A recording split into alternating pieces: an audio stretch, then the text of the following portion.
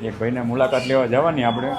ચૂંટણી આવે આ વખતે તમારા ઘરમાં જેટલા હોય ને જેટલા સભ્ય આજુબાજુના ગામડા બધાને ભલામણ કરવાની કે મત જે રહ્યો આપણને છે ને આપણે ભાઈની મુલાકાતે જવું છે. શું કહેશે શું નહીં જાણી લેવું સીધી ને ઓલી ભલામણ જે કરવાની હતી ને આપણે ભલે ભલામણ કરવા જવી પડે ભલામણ કરતે ને. જય સીતારામ મોટા ભાઈ. સીતારામ સીતારામ મોટા ભાઈ આવો આવો બોલો કપડાં બતાવું.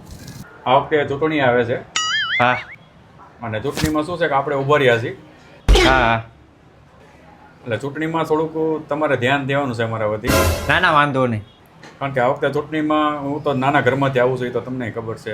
અરે કઈ વાંધો નહીં તમે ચિંતા કરો માં ભલે તમે નાના માણા રહ્યા આજ ખેલ તમે જ જીતશો વિશ્વાસ રાખો.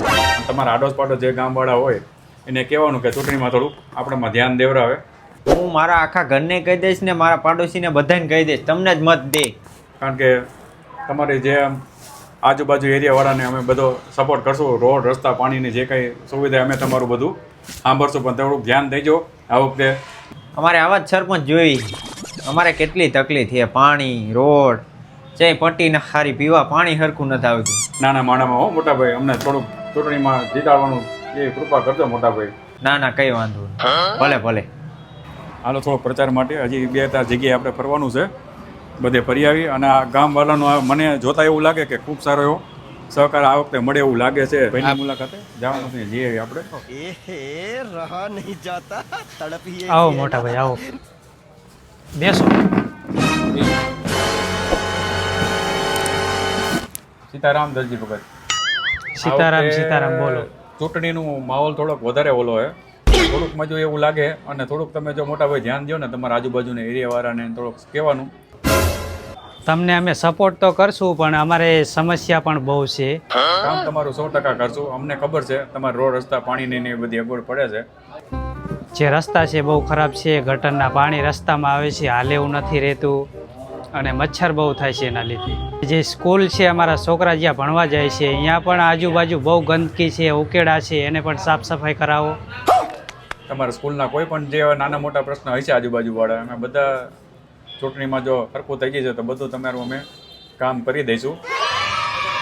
એ 2 કામ તમે કરી નાખશો ને એટલે અમારા એરિયાના આજુબાજુના બધાને હું વાત કરીશ અને સપોર્ટ બધા તમને જ કરશે અને મત પણ તમને આપશે અને અમે બધા સપોર્ટ કરીને તમને સરપંચ બનાવશું. પણ થોડુંક મોટા ભાઈ આજુબાજુ પાડોશીને કહીજો તમારા ઘરમાં સભ્યને તો અમે થોડાક ઝટ કરીને ચૂંટણીમાં જીતી જઈએ. સારું મોટા ભાઈ તમને જ સપોર્ટ કરશું મતે તમને જ આપશું. તમે A few moments later. પેલા મત કોને આપ્યો તો આ વખતે?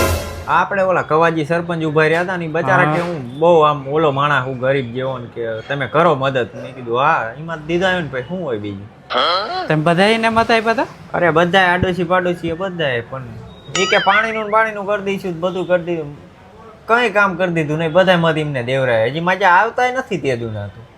શું કામ કર્યું થોડું કે કાંઈ કર્યું જ નથી? કઈ નહીં ને તમે એટલે મેં મત આપ્યો મારા ઘરના બધાના મત દેવરાયા પછી આજુબાજુ બધાના મત દેવરાયા.